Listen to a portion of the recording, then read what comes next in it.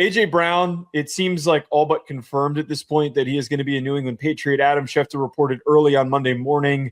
All the elements remain in place to make it happen, and Brown to the Patriots is still the likely outcome. Still not during this week's draft per sources. Put the trade on hold just for now, but things will soon quickly warm back up. Big reason for this is it becomes a lot cheaper for the Eagles to trade him after the draft. I think that this is a pretty strong indication the Eagles are going to go all in on drafting a wide receiver and drafting one early. Now, they did make some subsequent moves in order to improve the floor in case they couldn't draft the receiver they wanted, in case things fizzled out with this A.J. Brown trade and they were put in a dire spot. Whatever could have happened. They brought in Dontavian Wicks. I think that Hollywood Brown's a pretty underrated ad for them. I think that they could get some production out of him, maybe 700 or so yards out of the slot. I think that's totally reasonable. That's what every team that signed Hollywood Brown is thinking preseason. And then by week 4, he's on the cart. Yeah, he's hurt. And I love Hollywood Brown. At the current moment, the first draft position odds for the Eagles is offensive line at -125 and wide receiver at +300. I implore anybody to go put money down in wide receiver at +300. As much as O-line is a need, they're going to need to find some sort of a replacement. And the other thing that's been brought up with this is that there has been, it was in Schefter's article, and it's also been teased multiple times, that Howie Roseman might have a desire to be aggressive in this year's draft. Do they go up and try and get Jordyn Tyson? Do they try and get somebody that is a different body type than Devonta Smith? They can't draft Omar Cooper or Casey Concepcion.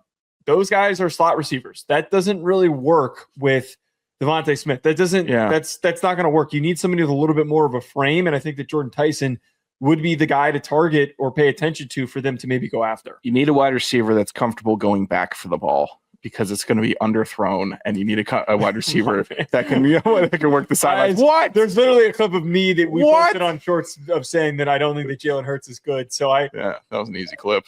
Easy clip to make. Be direct with you. Don't think that he's good. You don't need to be sneaky about it. I'm just saying that they should scout for the skill set that they have at quarterback, which is limited. So get the most unlimited wide receiver. And it's crazy because they had one in A.J. Brown. And I hate the coverage of this. That it's like, first of all, that Rossini broke it. It was all speculation. Still is. 2, the hack jokes around Rossini now are starting to get bad. And 3, we were talking about this last year on this show, that A.J. Brown would be a Patriot. Literally before the season ended, this show, like we had some sort of we were talking about it. Makes sense. Oh, because it does make sense. You think that sourcing matters dick all to me if it's a make sense move? Because I called this. Before a report came out. It was really Sean Anderson. It was. At that resort. Credit me. Martyr me.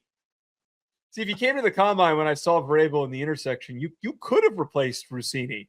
You could have chummed it up with Vrabel, and you could have. I can't go there because I go there once. He looked like he was enjoying his night, and I think that you of all people could have. You could have interacted with him. You know, I'd be whiskey drunk, and I'd be full of me. I walked over, you're my hero, and then I'd be like, dude, get out of my face. You can never play for me. I just go back to the hotel hurt. I could have totally. No, I think you would have had a little bit more decorum. I think that you could have absolutely gone down the rabbit hole with him, with that being one of 1,000 people there, media people there, that actually believes in Will Campbell at tackle. I think you could have talked to him for 2 hours about Will Campbell playing tackle. Oh, that's a good slant. I definitely could have. I could have been like, hey, I see the vision. All right. All these other snakes are talking to you here in Indy, and they've trashed Will Campbell. Mm-hmm. I'm not doing it. Look, let me get your phone number. Look, at the end of the day, though, to get back to the Eagles, I just would be so stunned if this is on the table and it's becoming increasingly more obvious that they don't draft the receiver at pick 23, or they don't try to trade up to draft the receiver.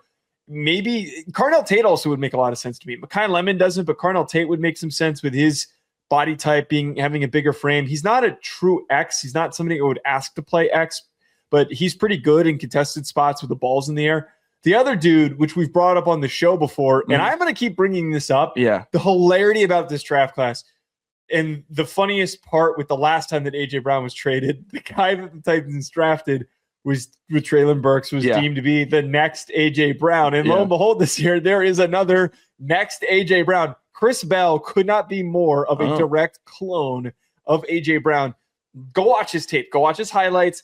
His physical profile mirrors. He's got the big, bulky upper body, the big arms. He's really fluid in and out of his breaks. You'd expect him to be super stiff and heavy, but he's actually really freaking smooth. He's really hard to tackle. He separates from people. He's pretty fast for a guy of his size being 220 pounds. He could not be more direct. And the big thing that I like about him that compares to A.J. Brown, A.J. Brown's really good when he's running routes over the middle of the field. And I think that Chris Bell does that too. What about at 23, they go out and pick up Denzel Philadelphia out of Washington?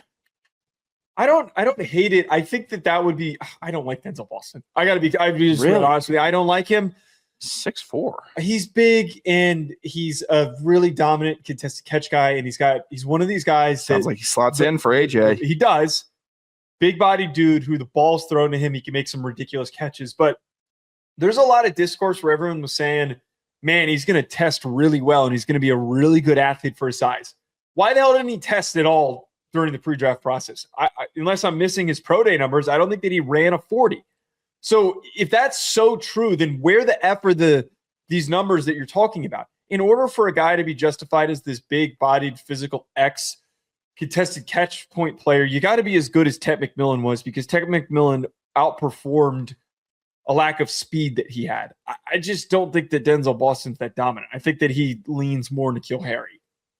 Oh, I keep saying that's this God. Yeah. Oh, I was not ready for that at the end. That is like a sword to the that is crazy. You have to be You're Drake basically London. calling him like you can't play in the NFL.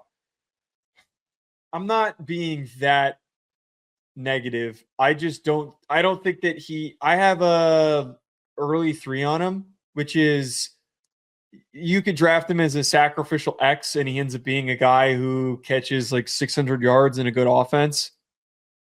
I just don't see 1,000-yard smoke everybody, dog everybody, because Drake London is one of the few remaining guys that are those really big catch point dudes. Yeah.